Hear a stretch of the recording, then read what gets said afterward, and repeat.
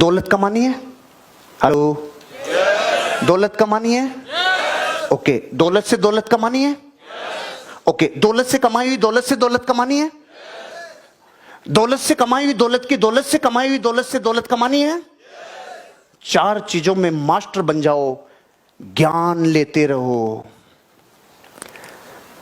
ज्ञान लेते रहो।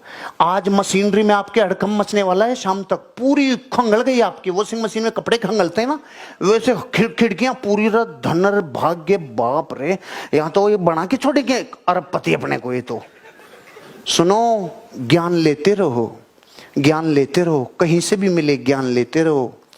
जिस दिन कप भर गया उस दिन समझ लो मृत्यु है। मैं आज भी कोशिश करता हूं, मैं 1.5 घंटे पढ़ता हूं, मैं 2 कर सकूं। मैं कब 3 घंटे कर पाऊंगा, मैं कब और सक्सेसफुल लोगों को सुन पाऊंगा, क्योंकि मैं जहां तक पहुंचा हूं इसका मतलब वहीं तक का ज्ञान था, इसलिए यहां तक पहुंचा हूं। जिस दिन मैं उन लोगों से ज्ञान ले लिया जिसका नाम है रे डालियो। रे डालियो का नाम सुना है?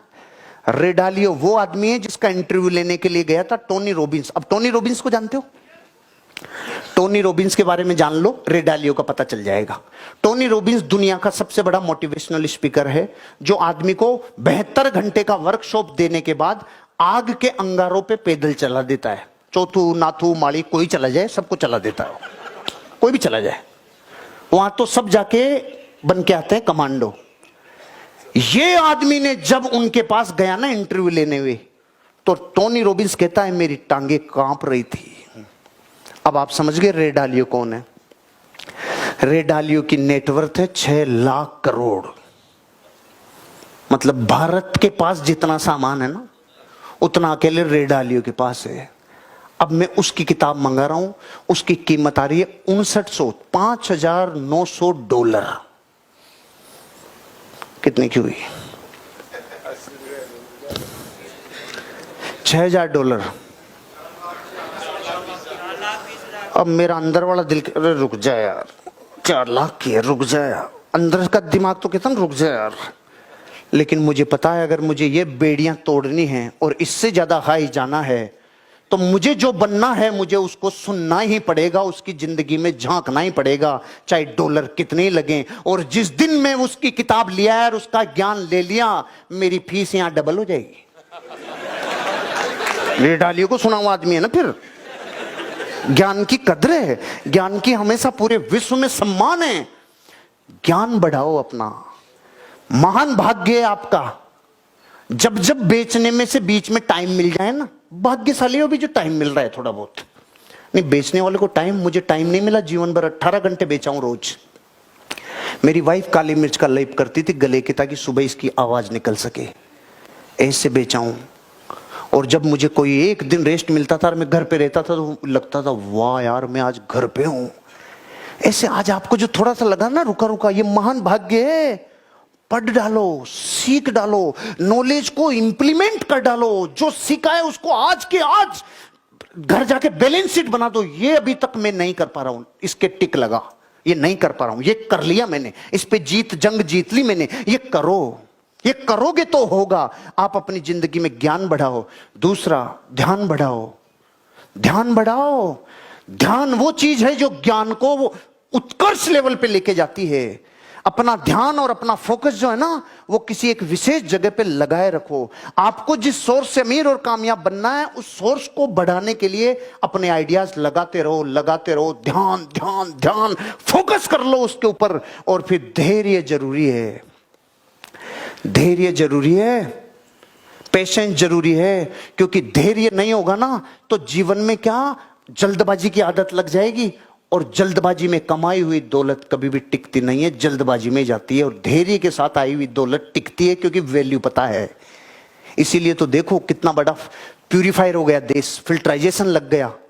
और जब जब बड़ा फिल्टर लगता है ना, वो बड़ा फिल्टर लगता है इसलिए कि जल्दी जल्दी कमा ली थी। क्या भारत के रियल एस्टेट ने कितनी जल्दी ग्रोथ की थी? 1600% की ग्रोथ कर दी पूरी दुनिया में। इतना बड़ा मार्केट हमने कैप्चर कर रखा था। थोड़ा पेशेंस तो लगता है भैया, थोड़ा पेशेंस रखो, बहुत बड़ा इनकम आएगी। और आखिरी चीज क्या थी? समीक्षा। समीक्षा, अपनी समीक्षा करो। मैं अपनी समीक्षा, अपना मूल्यांकन करता रहता हूं। मेरी पिछली बैलेंस शीट कितनी थी, नेटवर्क कितनी थी, आज कितनी है। जो सिखा के आया तो खुद ने नहीं किया, साले फिर तू क्या सिखाएगा दुनिया को? पहले खुद करना, फिर इंप्लीमेंट करना, फिर देखना, और आपका ये जिम्मेदारी बनती है जो मैं आज सीख के जा रहा हूं उसको मेरे जीवन पे मुझे लागू करना है, ताकि मैं अपने बच्चों का आदर्श पिता बन सकूं, अपनी पत्नी का अच्छा पति बन सकूं। मुझे समीक्षा करनी है, अपने आप का मूल्यांकन करना है। लगातार सीखते रहें, लगातार सीखते रहें। एक्टिव रिकॉल, लगातार, लगातार। ये लगातार शब्द इसलिए लगा हुआ है क्योंकि सीखने में अगर गैप दे दिया तो जंग लग जाएगी, जंग लग जाएगी, और जंग लग गई तो नुकसान हो जाएगा। जंग नहीं लगनी चाहिए। हमेशा अपने जीवन को लगातार सिखाते रहोगे तो ट्रांसफॉर्मेशन होता चला जाएगा। रोज लाइफ में नया नया नया नया नया नया नया नया नया, इतना आपको ज्ञान मिलता रहेगा। एक चीज पे ध्यान लगाएं, आप जो वर्क कर रहे हैं उस पे पूरा ध्यान लगाएं। ध्यान भंग नहीं करना, नहीं तो एनर्जी का नाश हो जाएगा। ध्यान भंग नहीं करना, एनर्जी एक जगह पे लगाना। और अपने जीवन में समय और धैर्य का कोई विकल्प नहीं है, पेशेंस का कोई विकल्प नहीं है कि इसकी जगह कोई दूसरा काम चल जाएगा। पेशेंस है दूल्हे की तरह। अभी खुद की शादी हो तो किसी दूसरे को भेजा जा सकता है? यार तू जाए, मेरे को आज टाइम नहीं है, ऐसा ऑप्शन है? अरे नहीं, कोई ऑप्शन नहीं है, मैं ही जाऊंगा। ऐसे समय और धैर्य का कोई ऑप्शन नहीं है, करना ही होगा। और समय और धैर्य हमेशा दौलत देता है। एक लड़का था मोहम्मद नाम से, कुछ आगे का नाम भूल गया। पिताजी चले गए, 4 बेटे थे। चारों बेटों को टोटल 80,000 रुपए को 4 जगह बांट गए, 20-20 हजार रुपए दे गए। 20-20 हजार दे गए तो जो छोटा छोटा बेटा था असलम, उसने कहा ये 20,000 का मैं क्या करूं, मैं क्या करूं। 3 बेटों ने तो क्या किया पता नहीं, लेकिन असलम अंदर से एक आत्मा से एक तृप्ति होती थी, हे प्रभु मुझे कुछ ना कुछ देना। उसको कोई ना कोई एक जानकार का जानकार, जो उनके गांव के पास में अजीम प्रेमजी ने फैक्ट्री लगाई थी, उस फैक्ट्री का कोई सुपरवाइजर का, ठेकेदार की, लेबर जानकार थी उसकी।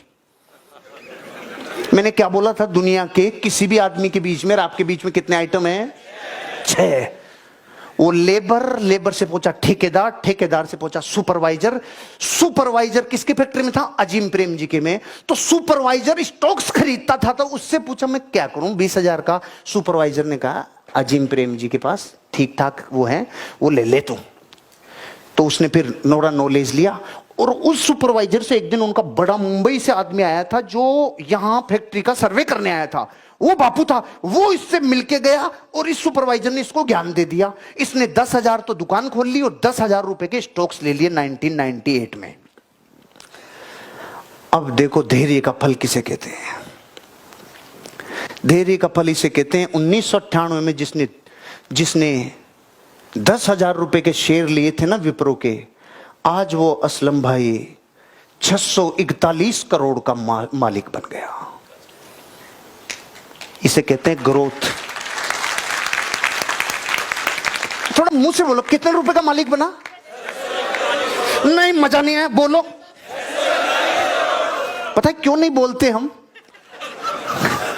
साला असलम बनाए, हमें क्या मतलब है इससे? हमारे थोड़ी है। दूसरे की उन्नति में जितनी खुशी महसूस करोगे ना, उतनी जल्दी आएगी। और दूसरे की खुशी को अगर छीनने का प्रयास किया ना, सारे गहने गिरवी रख जाएंगे। अपने बिजनेस पे सिद्धांत लागू करना, जीवन पे सिद्धांतों पे चलना। कभी किसी की पार्टी, कभी किसी के व्यक्ति, कभी किसी का लोग, इसका इधर ले लूं, उसको उसकी बता दूं, उसका इसका कर दूं, उसका इसका कर दूं, सारी निधियां लूट जाएगी रे। वो आदमी बनो जिसने अपने 10,000 रुपए को 641 करोड़, मैंने तो जल्दी बता दिया, पूरी डिटेल है। सन 2000 में शेयर 10 रुपए से कितने रुपए का हुआ, उसके बाद कितने का हुआ, फिर शेयर को डबल कर दिया, फिर शेयर 10 रुपए का हो गया, उसके बाद 2000 शेयर हो गए, उसके बाद 8000 शेयर हो गए, उसके बाद शेयर्स को डबल किया, उसके बाद इतने रुपए शेयर हुए, आज 545 रुपए का शेयर है ओनली। लेकिन सामान 641 करोड़ रे।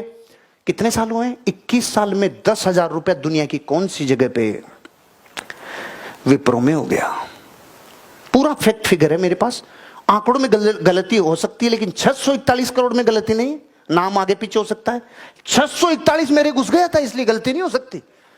और 10,000 घुस गया था, मैंने एंट्री और एग्जिट दोनों घुसा ली थी। घुसा कितने पे था और निकला कितने पे, बाकी और कोई दिक्कत नहीं, आगे पीछे हो जाए तो। ये 2 फैक्ट है, मेरे से जाके देख लेना बुक में।